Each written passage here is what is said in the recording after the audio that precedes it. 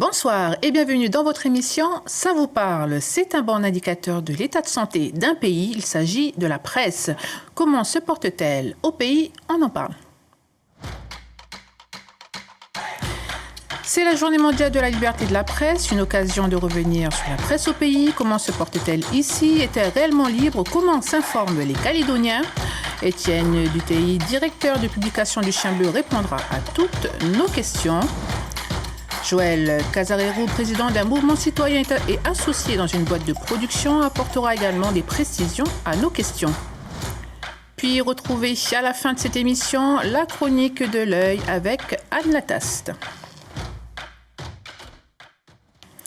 Bonsoir à tous les deux. Bonsoir. Bonsoir. C'est une question qui va s'adresser à tous les deux. D'après vous, la presse au pays est-elle réellement libre? Peut-être on va commencer par vous, Étienne Dutheil. Juridiquement, oui. La loi est plutôt bien faite. Évidemment, il ne faut pas appeler à la haine, il ne faut pas appeler au racisme et des choses comme ça. Mais en dehors de ça, on peut dire ce qu'on veut. Donc juridiquement, elle est libre, les magistrats sont avec nous. Il n'y a pas de souci de ce point de vue-là. Après, moi, ce que je dis toujours, c'est pas le... Il n'y a pas de censure en Calédonie. Par contre, il y a beaucoup d'autocensure. Ça, c'est autre chose. Oui, c'est surtout ça. En fait, on croit qu'on est libre parce qu'on ignore ce qui nous détermine. Ça, c'est pour reprendre les mots d'un célèbre philosophe. Mais en fait, aussi, c'est surtout l'autocensure. C'est-à-dire C'est-à-dire, par exemple, votre parole est-elle libre complètement? Non, vous dépendez d'une hiérarchie, vous dépendez d'une autorité, vous dépendez, etc. Donc, quand on regarde, en fait, toute cette chaîne... en fait, votre parole, elle n'est pas si libre que ça. Comme le citoyen peut s'exprimer, mais dans un média, la liberté, elle est toujours mesurée. Voilà. On peut dire qu'on est libre d'une certaine mesure. C'est-à-dire qu'en Calédonie, on a un problème avec la peur. C'est-à-dire qu'on a peur. On a peur tout le temps. On a peur du curé, on a peur du pasteur, on a peur du patron, on a peur du politique. Mais ça, c'est pas spécifique à la Nouvelle-Calédonie? Je ne sais pas, moi, on parle de Calédonie, parce qu'on est... Bon, on soulève un caillou, on voit un politique, on a peur. On a toujours peur. Et on a trop peur. Et donc on s'auto-censure. Et j'aime bien la devise du Canard enchaîné, c'est la liberté de la presse ne s'use que si on ne s'en sert pas. C'est exactement notre problème ici. Donc il faut s'en servir. Voilà. Qu'est-ce qui garantit qu'un organe de presse soit libre, Étienne? La loi, déjà. C'est beaucoup, parce que la loi, elle est plutôt bien faite.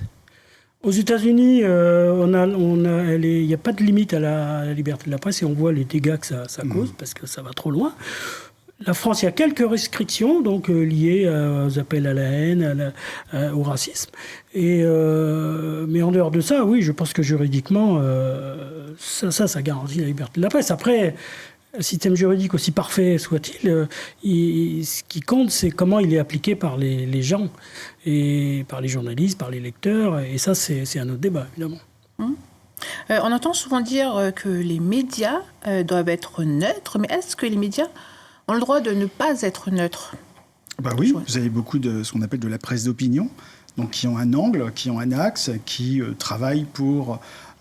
servir une cause politique. Donc c'est parfaitement, la neutralité, elle n'est pas obligatoire. Et c'est de la presse d'opinion. Donc la Calédonie, elle en a beaucoup. On sait à quels médias on s'adresse. Et donc c'est plutôt, je veux dire, c'est quelque chose qui se pratique et il n'y a pas de honte à avoir ce genre de choses. Maintenant, si on veut une presse entre guillemets neutre, alors à ce moment-là, on en reviendra peut-être sur ce débat-là, mais il faut le justifier. C'est-à-dire il faut savoir qui donne les ordres et qui finance. Parce qu'en fait, c'est ça le nerf de la guerre, c'est qui finance. Quel est le modèle économique qu'il y a derrière? Voilà. Mais si on l'entend souvent, c'est peut-être que les gens ne sont pas au courant de comment fonctionne un média? C'est parce qu'on leur demande. En fait, les gens, oui, moi je ne sais pas comment fonctionne la périgourdine, je ne sais pas comment fonctionne Biscochoc non plus. Donc, c'est parce que... évidemment, on ne sait pas comment ça fonctionne. Mais moi, j'ai été surpris souvent quand j'étais aux Nouvelles, il y a quelques années, quand on invitait des gens à la conférence de rédaction le matin, et les gens de différents horizons étaient toujours surpris. Ils ne s'imaginaient pas que ça pouvait se passer comme ça. C'est-à-dire qu'ils s'imaginent toujours qu'il y a un grand Manitou qui arrive, donc le patron ou quelqu'un qu'on ne connaît pas, mais qui est le grand chef, qui se met à votre place et qui dit aux journalistes ce qu'ils vont faire. Mais ça ne se passe jamais comme ça.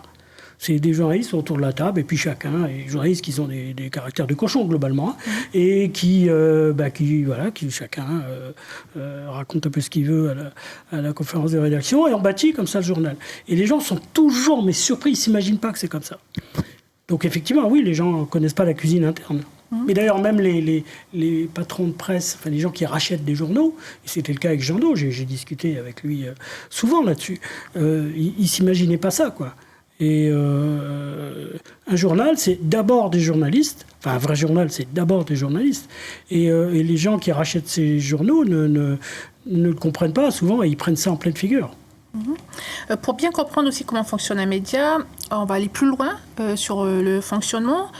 C'est quoi une ligne éditoriale? Parce que ça aussi, ce sont des mots que l'on entend. La ligne éditoriale, par exemple, du Chien Bleu. Bon, pour nous définir et donner un aperçu de ce que c'est. Disons que moi, quand j'étais aux nouvelles, un jour je m'occupais d'économie, un jour le directeur il arrive dans mon bureau puis avec la liste des annonceurs. Et puis il me dit voilà, ça comme ça, puis il me dit il faut être gentil avec eux. Bon. Là je me suis dit, la ligne éditoriale du Chien Bleu était là. C'est-à-dire, je me suis dit non, je ne veux pas faire ça. Je veux d'abord faire ce que je veux, je veux me lever le matin, et puis je fais ce que je veux. Et si je veux aller plus loin dans ce que vous appelez la ligne éditoriale, moi mon but c'est de décrypter l'information et de montrer les contradictions de nos élus, de ceux qui nous gouvernent. Voilà, c'est ça. Maintenant, d'autres journaux ont d'autres lignes éditoriales. Je pense qu'un quotidien généraliste, il a une autre ligne. Et sa ligne en général, c'est de rapporter l'information la plus honnêtement du monde. Voilà, après, il y a toujours l'histoire de l'objectivité. On veut des gens neutres et objectifs. C'est du pipeau, ça. La neutralité, ça n'existe pas. Falaï, on va regarder le ciel tout à l'heure. Vous allez le voir bleu clair. Moi, je vais le voir bleu foncé. Parce que nos yeux ne sont pas les mêmes, parce qu'on n'a pas la même culture, parce qu'on n'a pas le même passé. Donc la réalité, on ne la voit pas de la même manière. Donc la neutralité, ça n'existe pas. L'objectivité, ça n'existe pas. Par contre, il y a une chose qui existe, c'est l'honnêteté. Donc on peut essayer d'être honnête. Avant d'aller plus loin sur le sujet, je vous propose de regarder ce reportage. Il est signé Maëlys Fézière. C'était le 17 mars dernier. Les Nouvelles-Calédoniennes ont baissé le rideau, une liquidation qui a considérablement rebattu les cartes du paysage médiatique local. De nouvelles sources d'information seront bientôt proposées aux Calédoniens. D'abord, le seul quotidien de l'île, vieux de 53 ans, n'a pas dit son dernier mot. Il pourrait retrouver rapidement un repreneur. C'est en tout cas la conviction de Marie-Laure Gastaud, la mandataire judiciaire en charge du dossier. J'espère bien trouver des repreneurs et il y a des manifestations d'intérêt, je l'ai déjà dit. Le juge-commissaire va statuer le 16 mai, donc c'est très bientôt, dans 15 jours on saura. Les gens qui sont intéressés doivent déposer leur offre avant 11h le 15 mai. Effectivement, j'ai beaucoup je vous dis, presque 20 personnes qui ont retiré un dossier d'information et qui sont en train d'étudier le dossier et pour faire des offres de reprise au juge-commissaire. Moi, je suis préoccupée en tant que citoyenne d'abord, plus pour la reprise des nouvelles parce qu'on ne peut pas, ça me paraît compliqué avec les élections qui arrivent là, qu'on n'ait pas de quotidien local qui disparaissent, c'est pas possible. Il faut que quelqu'un reprenne ce titre. Il y a toute la richesse des salariés, le savoir-faire, ils peuvent reprendre les équipes qu'ils veulent. Et le titre doit survivre. Je n'imagine pas qu'il n'y ait pas de repreneur. En parallèle, un nouveau quotidien vendu 140 francs s'apprête à voir le jour. Première parution annoncée pour le 30 juin prochain. Porté par l'équipe de l'hebdomadaire Actu-NC, il s'appellera La Voix du Caillou et comprendra entre 16 et 32 pages. Pour ce faire, ce quotidien compte sur les aides de l'État, de Promosud, une société d'investissement composée d'actionnaires privés et publics, dont la Province Sud est majoritaire, et le financement participatif. C'est pas Actu-NC, c'est pas non plus les nouvelles. Enfin, on se retrouve plus proche d'un titre de presse quotidienne régionale, donc presse de proximité, avec les traitements des faits divers et des faits d'actualité qui intéressent la population, avec plus de traitements que ce qu'on fait par exemple dans Actu de la Brousse, puisque ça se veut être un journal encore plus calédonien. On sera de l'ordre de 300 millions de budget de fonctionnement. Côté télévision aussi, le paysage bouge. Une troisième chaîne nommée NC9 se préparait pour la fin de l'année à l'initiative principalement de la radio RRB. Le média n'ayant pas souhaité répondre à nos sollicitations, l'architecture de la chaîne reste encore floue. Océane FM, qui se joint au projet, nous a confirmé prendre une des cases de la grille divertissement de la future chaîne de télévision. Une réaction peut-être, Joël Casarero, sur le reportage que vous venez de voir? Ben oui, en fait, là, il y a ce que disait Marie-Laure Gastaud. Oui, Marie-Laure Gastaud, c'est qu'en fait, effectivement, là, les élections approchent. Généralement, une campagne électorale s'est faite avec des médias. Donc, à partir du moment où on détient les médias, on a des clés d'ouverture pour une campagne électorale bien construite. Donc, il y a un enjeu qui est fort. Et donc, il faut voir qui va financer, quels sont les intérêts. Donc, est-ce que c'est de l'argent de collectivité qui doit être dedans pour servir des intérêts d'une réélection ou d'une élection? Ça, c'est une vraie question. Peut-être une réaction. Que pensez-vous du paysage médiatique calédonien, là, de ce qu'on voit après ce sujet? Si vous avez 4 heures, ouais. Sans passer 4 heures. Non, mais je pense qu'on est toujours à râler. Mais bon, moi, j'ai un copain néo-zélandais, là, il me disait il n'y a pas longtemps que, en fait, il était très étonné du nombre de journaux qu'il y avait en Calédonie par rapport à la Nouvelle-Zélande, où la plupart des journaux sont australiens et pas néo-zélandais. Donc,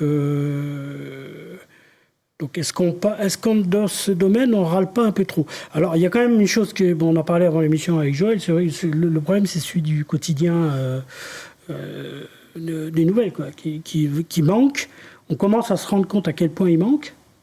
Sur le moment, beaucoup de gens se sont dit bon, voilà, c'est fini. Et puis en fait, non, il manque parce que le problème, c'était pas les quelques articles qui pouvaient plaire ou déplaire, c'est qu'il y a énormément de choses dans un quotidien. Ça va des avis de décès, aux petites brèves, aux informations sportives, enfin bon. Et tout ça, ça manque, effectivement. C'est parce que c'est du lien social, un journal, et ça manque. Donc la vraie question, c'est ça. Mais sinon, sur les autres journaux, finalement, il y en a pas mal. Hein. Et là, il y en a un quotidien là, qui va paraître avec ActuNC. C'est peut-être une bonne nouvelle? Je leur souhaite bon courage. C'est pas forcément ma tasse de thé quand un journal est aidé comme ça par des institutions. Et bon, moi, ça me plaît pas trop, mais bon, je leur souhaite bon courage. Voilà, tant mieux, ça va donner du boulot à des journalistes. Il nous faudrait plus, ou comment on se situe? Il nous faudrait plus ou moins de médias? Alors, moi, je vois le problème en disant, voilà, l'information, c'est un bien commun. C'est-à-dire que c'est nécessaire pour qu'un citoyen soit informé d'avoir de l'information. Maintenant, qui finance l'information? Est-ce que si c'est un bien commun, c'est la collectivité qui peut le financer, par exemple via l'impôt? Est-ce que c'est ce qui se passe en métropole, c'est-à-dire que en fait le bien commun c'est les grands groupes France TV qui est financé en fait par l'impôt, par une taxe ou en tout cas par l'impôt, par un prélèvement, et l'information se veut être neutre, objective, et en tout cas il y a de l'information, c'est-à-dire que il y a suffisamment de neutralité entre guillemets pour qu'il y ait de l'information qui puisse être accessible. Maintenant, nous on a un paysage qui est complètement différent. Voilà. Et on ne considère pas l'information comme un bien commun, mais comme une valeur. C'est pour ça que aux États-Unis, par exemple, Étienne parlait des groupes anglo-saxons, mais c'est quelque chose qui permet en fait de créer de la valeur. Donc par le fait qu'à partir du moment où il est distribué, c'est un support de communication, de publicité. Donc il y a un modèle économique qui est derrière, qui est différent. Alors après, on décline sous forme de radio, de télé, etc., avec quelque chose qui est différent. C'est pas considéré comme un bien, c'est considéré comme une valeur. Donc s'il y a de la valeur, il y a des capitaux. S'il y a des capitaux, il y a des intérêts qui sont au-delà en fait du bien, de l'information considérée comme un bien public. Voilà. Il existe 2 télés, donc NC Première et Calédonia. NC Première qui est financée par l'État et Calédonia majoritairement par des subventions des institutions calédoniennes. Les autres radios aussi vivent de subventions, RRB, Jido ou encore Océane. Est-ce que c'est vraiment l'idéal pour garantir la liberté de la presse?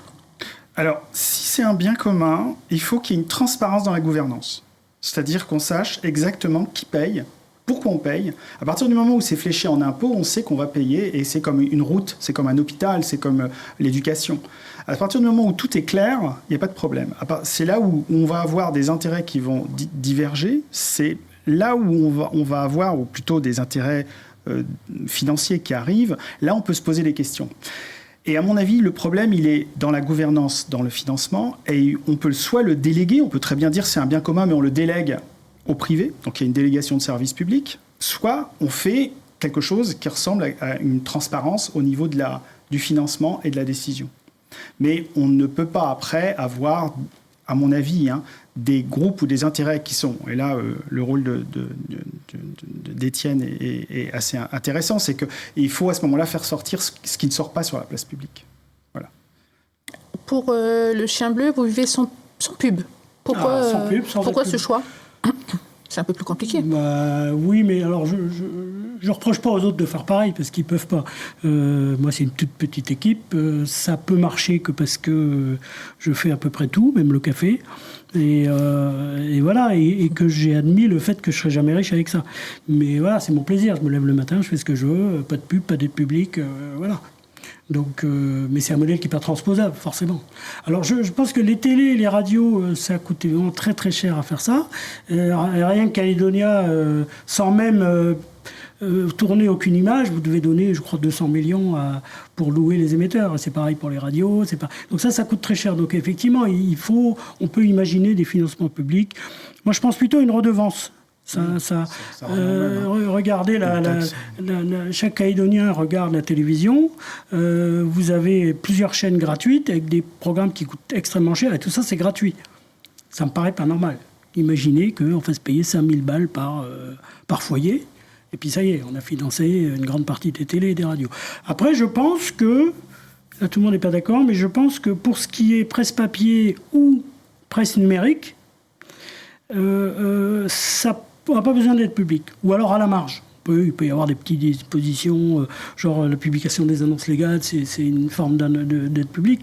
Mais on n'a pas besoin, je pense que ça peut être rentable. L'enjeu de la presse, c'est de faire en sorte que cette presse numérique devienne rentable. Et elle le sera, elle commence à l'être. Alors c'est long, mais ça commence à l'être. Et puis après, cette différence entre les radios, les télés et la presse numérique va disparaître. Mais ça, c'est plus tard, dans 10 ans, dans 20 ans. Ça va disparaître. C'est-à-dire que la télé classique va disparaître et on va avoir des plateformes numériques qui vont accueillir de l'audio, de l'image. Voilà. Et donc, d'ailleurs, on voit bien, les jeunes ne regardent plus la télé comme nous, on la regardait. Hein.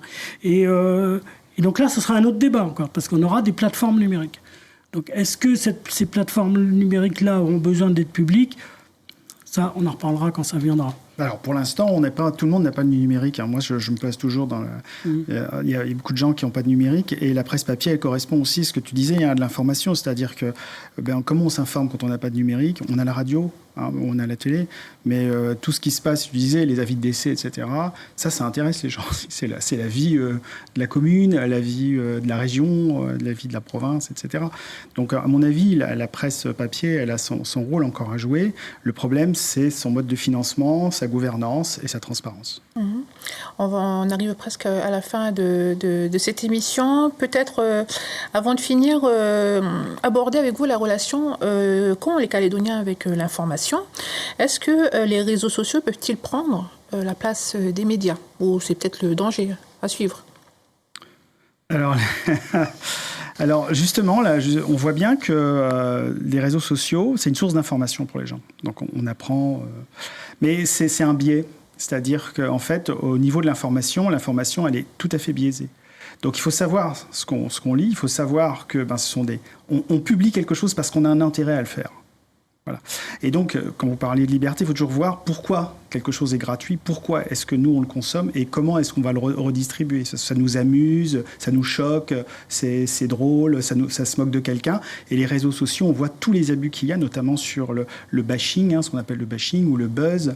Et donc tout ça, c'est pas de l'information. C'est de l'écume de l'information, c'est au contraire de l'information qui est extrêmement nocive. Et c'est parce qu'il n'y a pas une information, j'allais dire, plus classique, transparente, que ces organes prospèrent. Il faut avoir l'esprit critique. C'est ça. Et alors, au début des réseaux sociaux, on s'est dit, nous journalistes, on s'est interrogés, parce qu'on nous disait, vous êtes foutus, c'est fini, chacun est journaliste, chaque individu est journaliste. Bon. Et on s'est posé les questions, effectivement, on s'est dit, pourquoi pas? Et en fait, on se rend compte que c'est tout le contraire.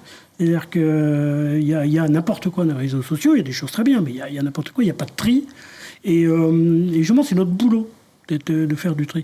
Et en fait, on n'a jamais eu autant besoin de journalistes, contrairement à ce qu'on pourrait penser. Alors, ok, les journalistes sont considérés un peu comme les politiques, ils ne sont pas toujours bien vus, mais n'empêche qu'on n'en a jamais eu autant besoin.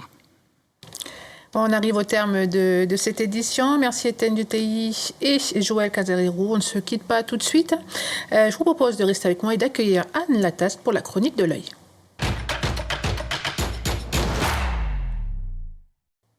Bonsoir Anne. Bonsoir Falaï.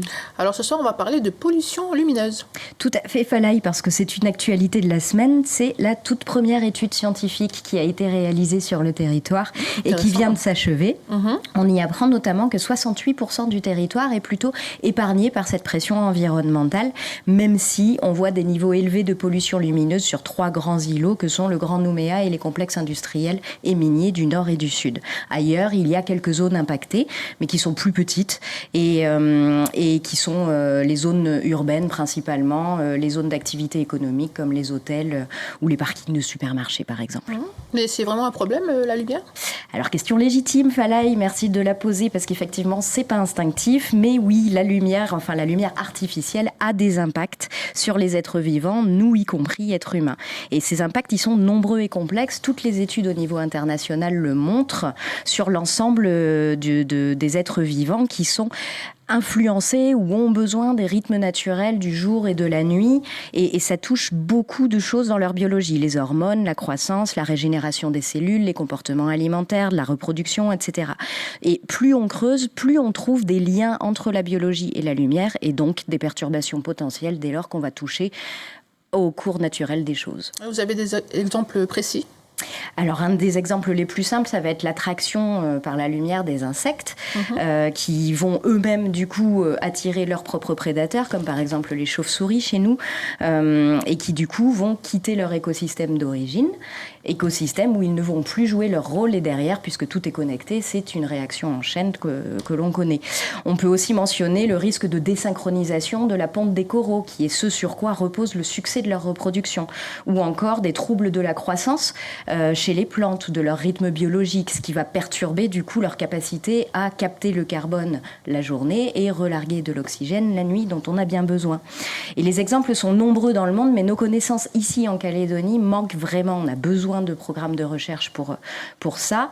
Le seul chiffre qu'on ait pour l'instant sur l'impact de la pollution lumineuse en Calédonie, ce sont les comptages d'échouage d'oiseaux marins qui sont réalisés par la Société calédonienne d'ornithologie, le parc provincial zoologique et forestier et Prony Ressources, qui nous disent qu'à peu près 2300 oiseaux marins jeunes se sont échoués ces 15 dernières années.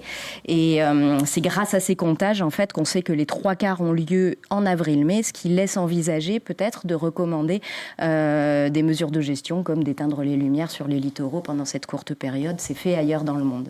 Donc on peut agir pour atténuer le phénomène. Parfaitement, c'est une des pressions environnementales, une des rares en fait, sur lesquelles il est facile d'agir localement et sur laquelle on va pouvoir en plus bénéficier de cette action pour le budget des communes, des entreprises, mais aussi des particuliers. C'est bon pour le porte-monnaie, ça optimiserait les consommations d'énergie et tout en préservant la qualité du ciel étoilé pour les astronomes, qu'ils soient amateurs ou professionnels.